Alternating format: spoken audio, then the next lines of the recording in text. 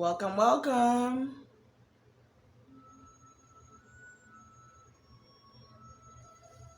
If this is your first time here, hi, my name is Estelle.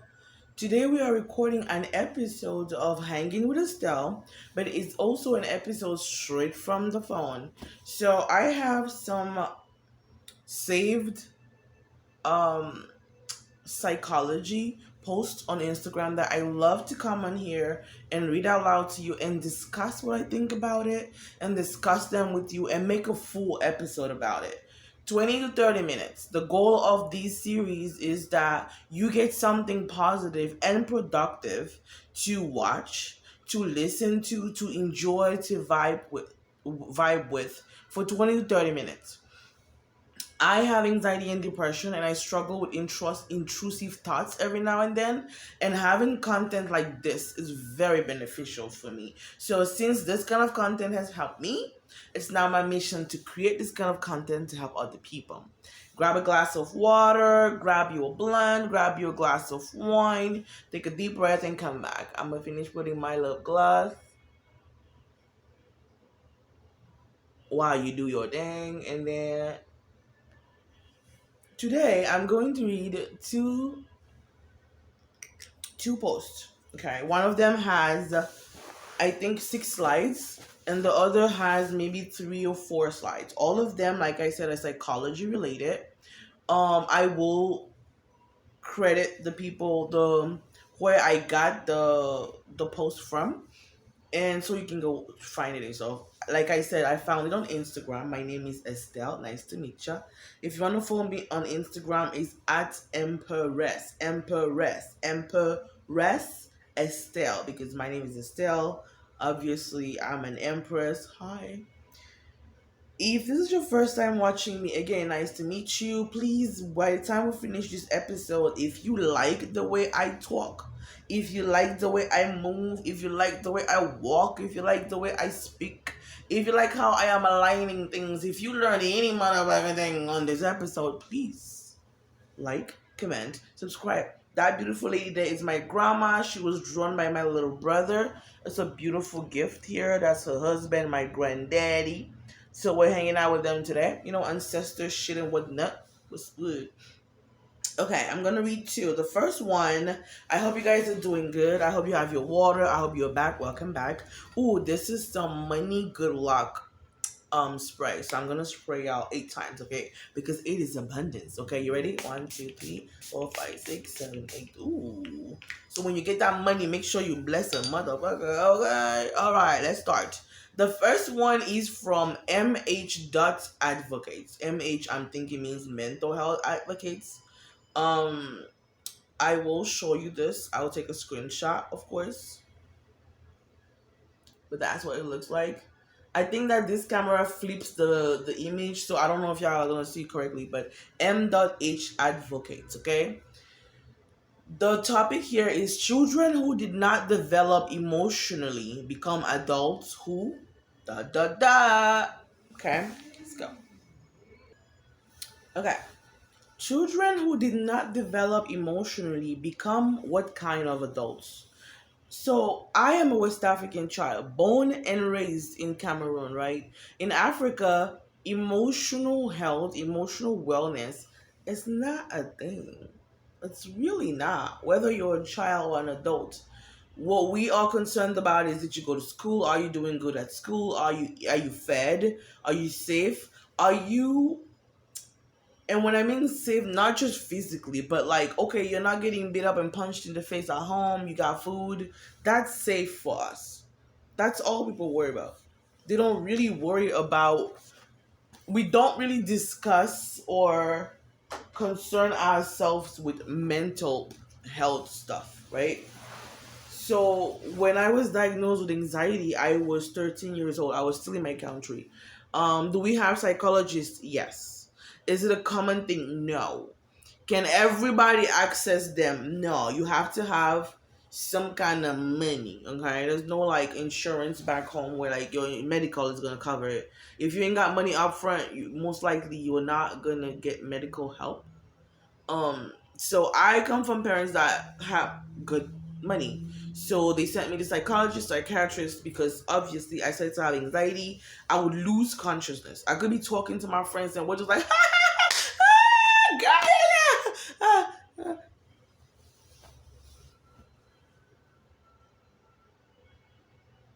and I was gone for like 3 minutes, and then I'd be like, so for maybe 3 years of my life there, yeah, 13 to 16 and a half, because I came to America at 17. So between the age of 13 when I got officially diagnosed with an anxiety disorder in Africa, which is a big ass deal, okay? My anxiety was deep, deep. If I every time I see this bottom of the braid, I get triggered. Oh my god, I get triggered. I gotta braid it back.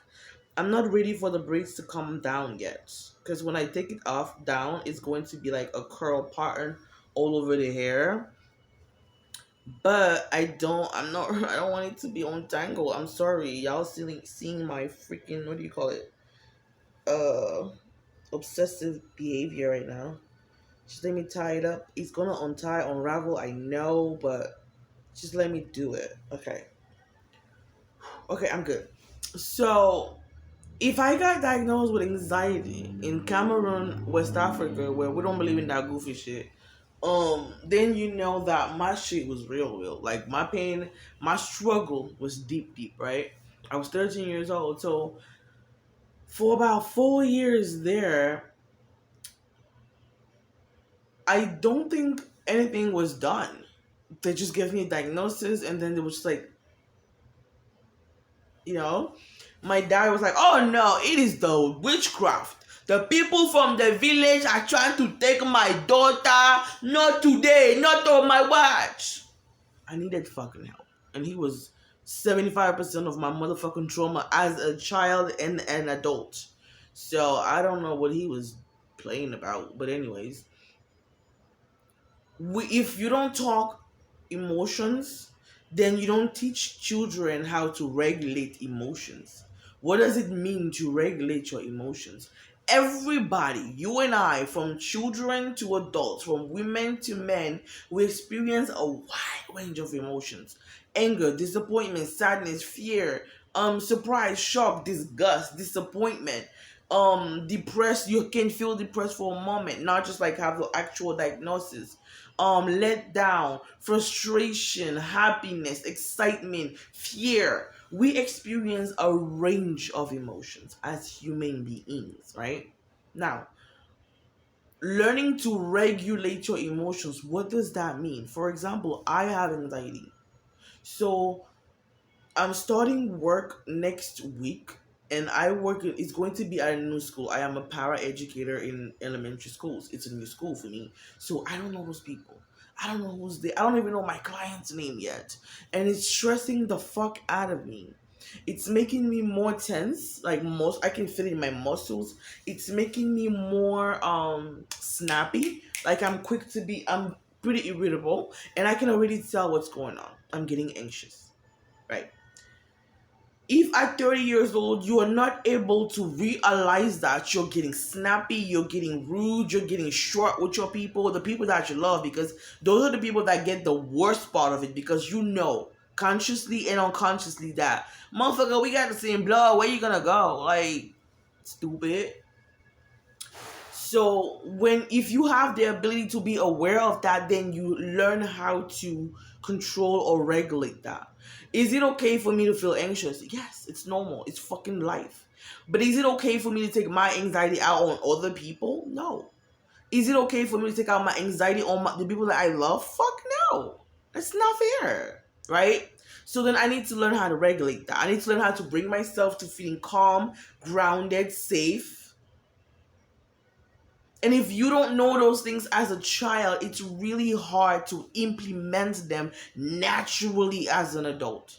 There's some people, I have an older brother who's still back home, and I believe that he does not know how. My mom said that one time. I was like, whatever. Excuses, excuses, excuses, excuses. Because I feel like my mom makes a lot of excuses for this guy. But anyways, she said, I don't think your brother knows how to communicate. Like, he doesn't know how to express what he's feeling, And when he gets frustrated, he acts out physically violently. Now, is that an explanation? Yes. Does it make it okay that every time he gets upset, he thinks that it's okay for him to ball up his fist and punch somebody? No, absolutely not. That means he doesn't know how to regulate his emotions. He doesn't know how to say, oh, I'm getting up there. I'm getting angry. I'm at level 4. When I get to level 7, I see black. I can't even recognize people no more. So since I am at 4, I'm going to walk out the fucking door. I'm going to go for a walk around the motherfucking block. I'm going to smoke a cigarette. I'm going to drink some water. I'm going to talk to a person that has done nothing to me. That's regulating your emotions. You better regulate your emotions, babe. So if you're a child who has grown up not knowing to regulate, for example, you're a child and you're fighting with your brother, your little brother, and he punches you in the eye, accidentally or intentionally, you're in pain at the moment, right? And you get upset inside and your mom is like, shut up. What are you getting mad about? He's a little boy. You think he did it intentionally? He's just your little brother. Get over it. Oh my God. One, your feelings were not acknowledged. Two, you didn't get the space to actually feel your feels and get over it. So now you've been taught that what you're feeling, even though you're in physical pain, that this motherfucker just punched your motherfucking eye, you should still suck it up because he's a little brother. Your pain don't matter. I can see that you're in pain because if somebody punches you in the eye, 8 out of 10 times, motherfucker, you crying. Right?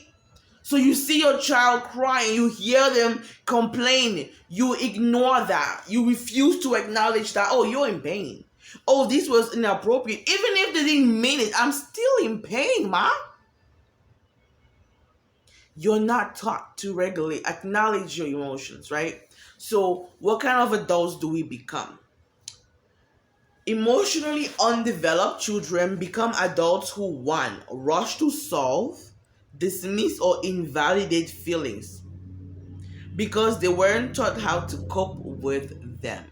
So if I'm feeling angry, if I'm feeling upset, if I'm feeling stressed out, if I feel like, oh, this person disrespected me or violated me, because as a child, I was taught that my feelings don't matter. I need to shut up. I need to suck it up. I need to get over it. I need to move on. Then in adulthood, I start to try to solve the issue real fast. I try to either dismiss, it's okay, no, it's okay, I'm not mad. Or I try to invalidate my own feelings. I'm angry, but it's okay. I shouldn't be mad. It's life, People get things every day. Everything, no. Because you weren't taught how to address them when you were a child. When we say rush to solve, it means, for example, I'll give you an example. Today, my younger brother and I had an disagreement. I was going to pick up a recliner and I needed him to help me pick it up because I'm 5'3", 4 on a good day, and I can't pick it up. Like, I need help. Help me pick up a recliner. And he was like, okay, I'll be there. So I'm leaving the house to go there, and I'm like, you on your way? He's like, yeah, I'll meet you there. I'm getting there. I'm like, so I'm pulling out. What's good? He's like, oh, I'm about to be there. I meet the woman. I pull up the recline. I back into her driveway. I'm like, okay, so how long do you want me to wait? He's like, oh, I don't know. I haven't even left where I'm at yet.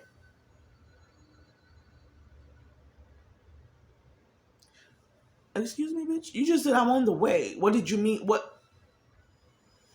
So my response was like, wow, okay. And he just got mad. What you mean, wow, okay?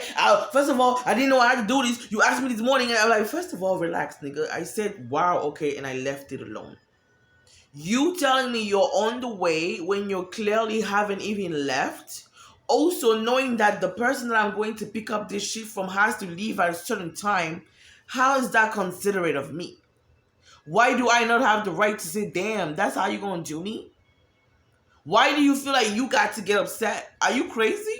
So we got a disagreement today, right?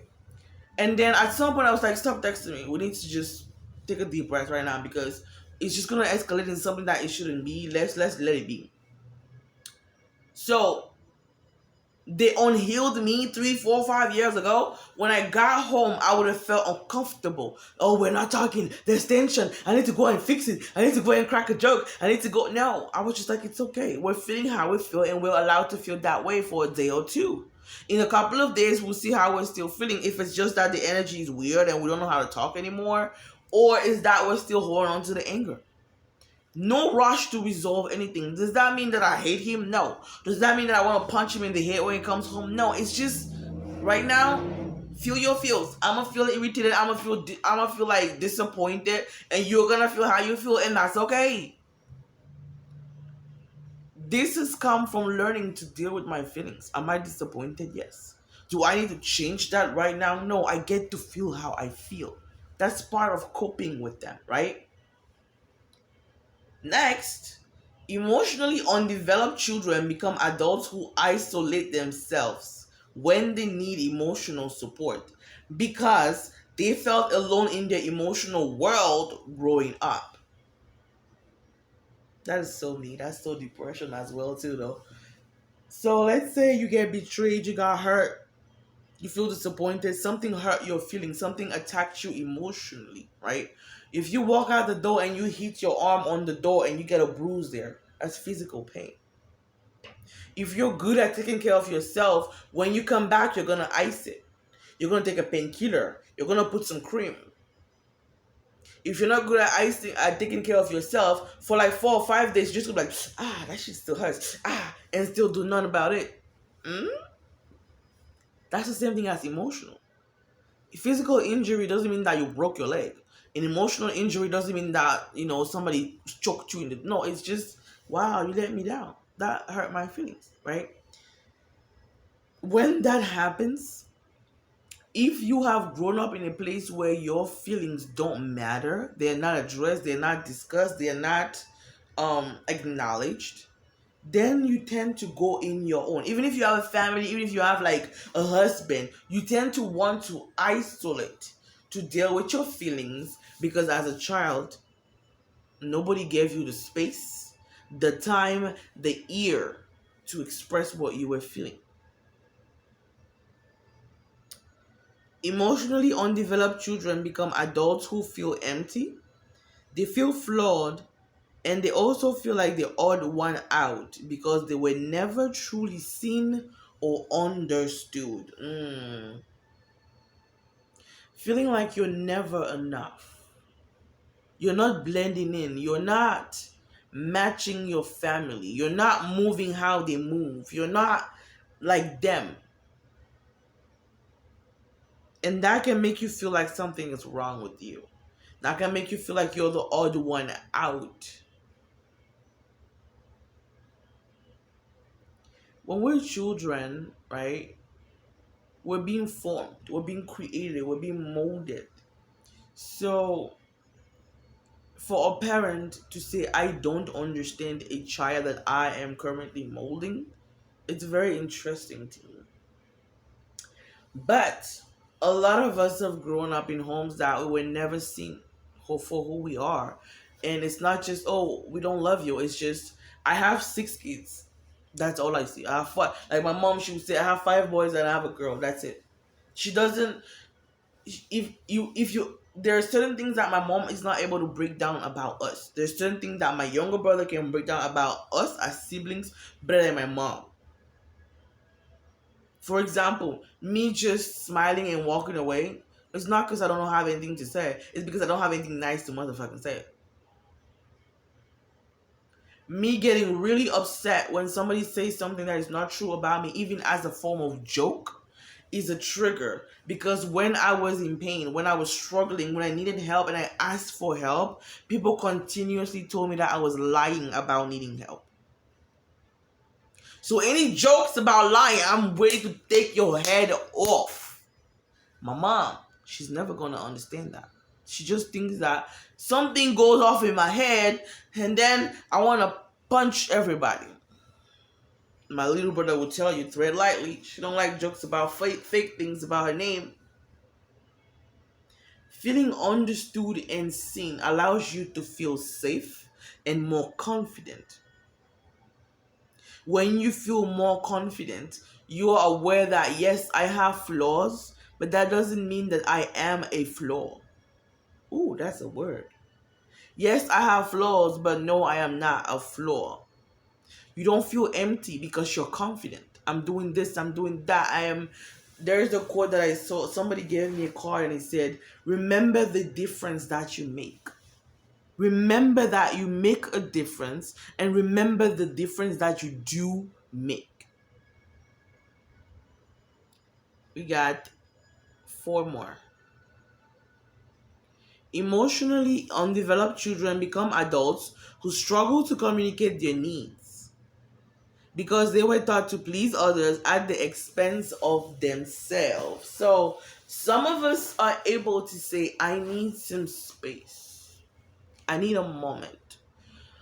I need a moment to recoup my mind, to process what's going on. And some of us just think if we say that, that is rude. If we ask for anything for ourselves, that is rude. Because we are raised by parents who have taught us to put other people always ahead of us. That's how you are hospitable. That's how you're a good Christian. That's how you're a good woman. When you put your man at first, always. You put your parents first, always. You put everybody else first, always. That makes you a noble woman. Bullshit. If when you said, I need help, and the people that were supposed to help, love, protect, and guide you tell you, oh man, shut the fuck up, you playing too much.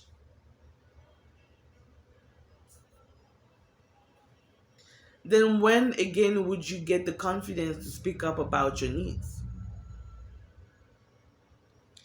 Emotionally undeveloped children become adults who struggle with feeling worthy and lovable because they didn't receive enough attention and affection as children. So, as children, I am an only girl and I have seven brothers. Ooh.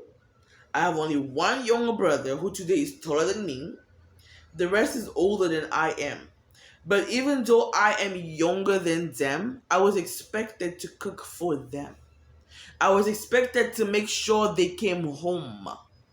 I was expected to make sure that they're alive. They woke up. I have an older brother who was always still is in drama, problems, fights, arrested, punched in the head, all kinds of stories. Did your brother get home last night? I am 12 years old. Why will I be looking after an 18-year-old? Did your brother eat yesterday? Did you see him eat? Did you make sure he ate? Why would I be doing that? He's 18. When you are given that pressure of having to take care of other people as a child, at no point do any of these parents teach you that before you can take care of them, baby girl, you're gonna have to take care of you. Nobody teaches you that. No. Because they don't know that themselves. They've never learned that. They've never practiced that. Isn't that funny? You don't feel worthy and you don't feel lovable. Because as a child, you weren't treated as a beautiful, loved, wanted, desired child. You were treated as a part of a team. Like, you're alive, okay, take care of that one. I'll be back tonight.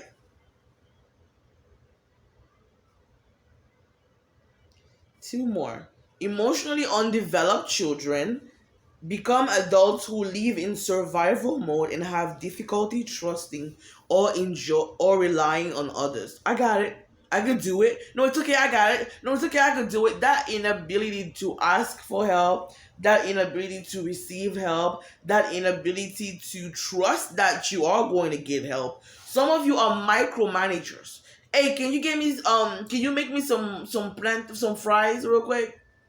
Yeah. And then you're like, but use the vegetable oil.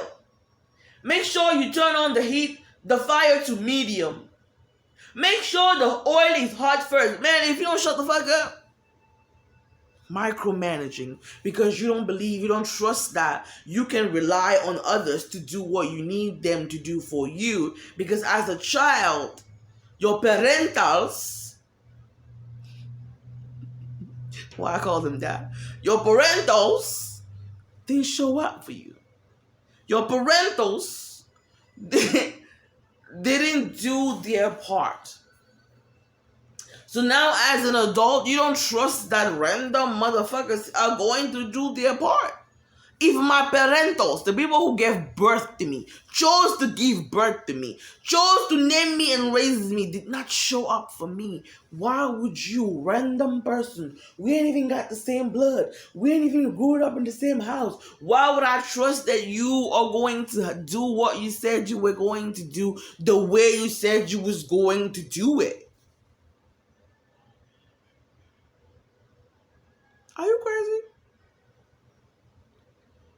Lastly, emotionally undeveloped children become adults who react from their wounds because their experiences were never processed. Ooh, that's deep. If you don't take the time to feel your feels, identify your feels, and process your feels, you're always going to operate from the wound that started. Okay?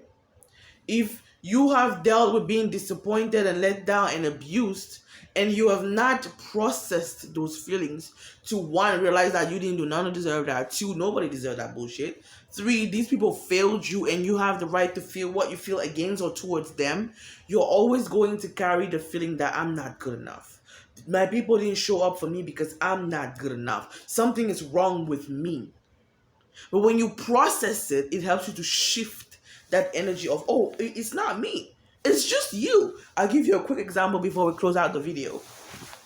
When I was 15 years old, my mom left. She came to America and left me, my younger sibling, and my older brother that is still back home with my dad. I was in my mid teenage years, 15 years old, 14 and a half, 15 years old. And hold on, sorry. Okay. And my dad all of a sudden became physically violent. But do you know who he used to be violent towards? Me. Not his boys, just me. He's the only daughter.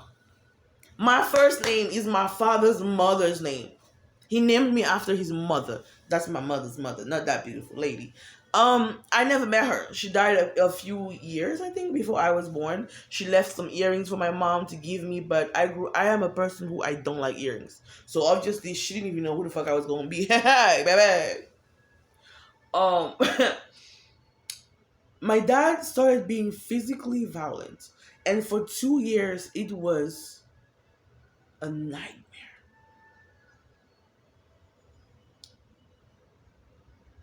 When I came to America, a few years into being in America, I got the courage to call him and kind of confront him. Hey, why did you do this, that, this? And he told me, oh, I punched you in the face because I was trying to make you strong. I was preparing you for life. Er? What was that? Can you run that back? You was what? Oh, okay. What you talking about, Willis? You was preparing me for life. What life? Somebody told you I was gonna be a fucking wrestler? That I needed to start taking fucking punches at 15 years old from my father? The fuck are you talking about? So when I hang up, you go to therapy, you process things, you realize, oh, this nigga crazy. You crazy. Because even though I have had trauma, right? I have trauma that my dad has punched me in the face. I have nieces today. I have nephews today. And again, I walk around children.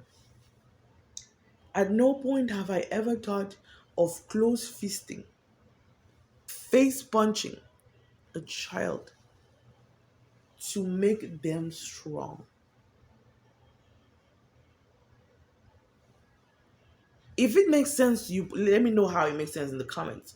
But since it doesn't make sense to you or me, then you understand that this person, my father, wasn't all there.